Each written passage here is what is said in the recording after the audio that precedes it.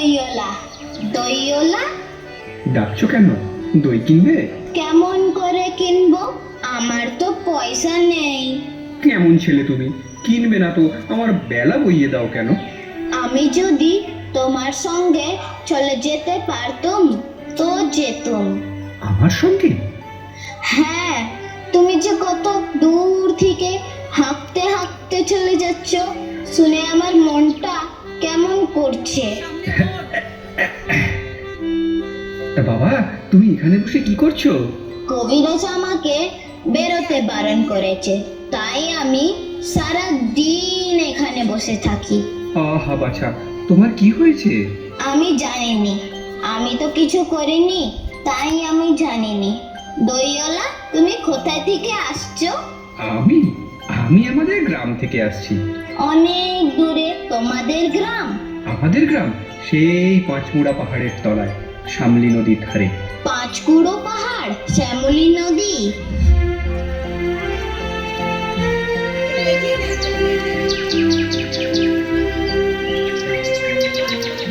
কি জানি, হয়তো তোমাদের গ্রাম দেখেছি, কবে সেই আমার মনে পড়ে না। তুমি দেখেছো পাহাড় তলায়? কোনোদিনও গিয়েছিলে নাকি?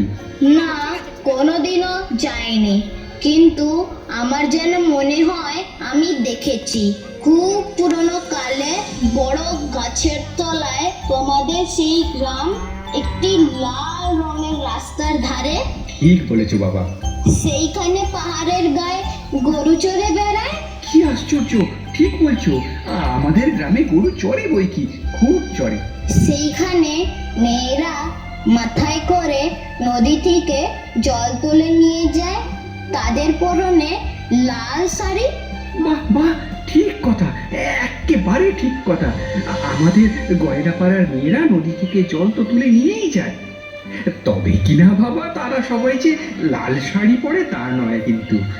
তবে আমার মনে হয় তুমি নিশ্চয়ই কোনোদিন সেখানে বেড়াতে গিয়েছিলে। সত্যি বলছি দইওয়ালা, সেখানে আমি কোনো দিন যাইনি। কবিরাজ যেদিন আমাকে বেরোতে বলবে, সেদিন তুমি তোমাদের গ্রামে আমাকে বেড়াতে নিয়ে যাবে। যাবো বই কি, খুব নিয়ে যাব। তুমি আমাকে ওই রকম দই বেচতে শিখিয়ে দিও, ওই রকম বাপ কাঁধে নিয়ে, ওই রকম দূরের রাস্তা দিয়ে। মরে যাই, আরে দই বেচতে যাবে কেন বাবা? এত বড় বড় পুঁথি পড়ে তুমি পণ্ডিত হয়ে উঠবে। না না, আমি কখনো পণ্ডিত হব না। তোমাদের রাঙা রাস্তার ধারে বুড়ো বটের তলায় গোয়ালপাড়া থেকে দই নিয়ে দূরে দূরে গ্রামে আমি নেচে নেচে দই বিক্রি করব। কেরম করে তুমি বলো?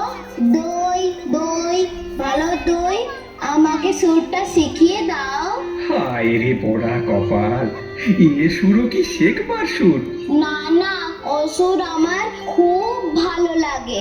আকাশের খুব শেষ থেকে পাখির ডাক শুনলে মন যেমন উদাস হয়ে যায়, তেমনি ওই রাস্তার মোড় থেকে ওই গাছের সাড়ের মধ্যে দিয়ে যখন তোমার ডাক আসছিল, আমার তখন মনে হচ্ছিল, কি জানি কি মনে হচ্ছিল। বাবা, একবার দই তুমি খাও। আমার যে পয়সা নেই।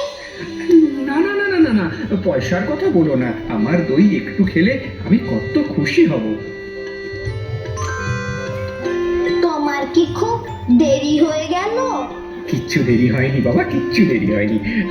আমার কোনো লোকসান হয়নি। দই বেচতে যে কত সুখ, তোমার কাছে তা শিখে নিলাম।